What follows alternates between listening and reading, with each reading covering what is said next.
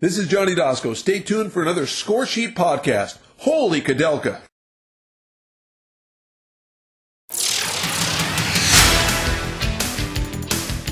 Week 9 of the NFL season is here, so let's take a look at some lineup decisions for your fantasy football team.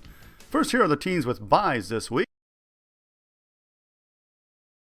Our list of players who should be worthy of a starting nod begins with running back Brandon Jacobs of the Giants. The news that Ahmad Bradshaw has a broken bone in his foot means Jacobs should get at least 15 carries and will be the main option near the goal line against a Patriots defense that doesn't exactly strike fear into many offenses. Next up, we like Jonathan Baldwin to put up some good receiver numbers, as his size will be a problem for the Dolphins secondary. Miami will likely concentrate on trying to stop Dwayne Bowe most of the afternoon, giving Baldwin some one-on-one opportunities. In Cincinnati, Cedric Benson returns after a one-game suspension and faces a Tennessee defense that struggles against the run. Benson no doubt benefited with some extra rest and should get the ball early and often in this one. Tight end Brett Selleck seemed to be the forgotten man in Philadelphia early this season. It should come as no surprise that once he started to get the ball thrown his way more, the Eagles have seen a lot more success. Selleck is one of the top tight ends in the game and a reliable receiving option for Michael Vick. Look for this turnaround to continue against Chicago on Monday night.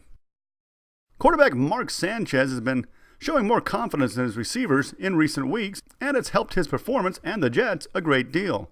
In this showdown against division rival Buffalo, the ball should be in the air quite a bit, giving Sanchez plenty of opportunities to find the end zone.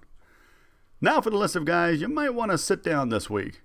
Quarterback Sam Bradford looks to return from an injury this week, but if he does play, expect there to be some rust. He hasn't had much time to get on the same page with recently acquired wideout Brandon Lloyd either. Expect a lot of Steven Jackson running the ball as the Rams travel to Arizona looking for a second straight win after an 0-6 start. Kicker Sebastian Janikowski missed the Raiders' loss to the Kansas City Chiefs 2 weeks ago, but even the bye week hasn't fully healed his injured hamstring. Janikowski may very well play. His status was listed as questionable as of Thursday, but don't expect any booming 50-plus yard field goals this week. Quarterback Ryan Fitzpatrick has played well enough to warrant a big new contract in Buffalo, but this week's matchup doesn't look promising as the Jets secondary is among the best in football. Probably best to leave Fitzpatrick on the bench this week if you have at least a decent second quarterback to go to. Quarterback Joe Flacco, on the other hand, should probably be left on the bench most weeks, particularly in this one. The Steelers are not the same team that Baltimore routed in Week 1, and Flacco has struggled much of the season. Pittsburgh's defense should continue that trend in Week 9. Finally, what is going on with Tennessee's Chris Johnson?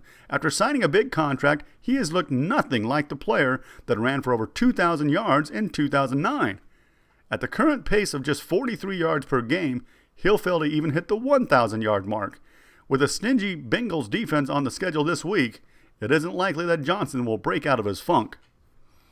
And we hope that helps you this week in your fantasy matchups. We'll be back next week with another fantasy football preview.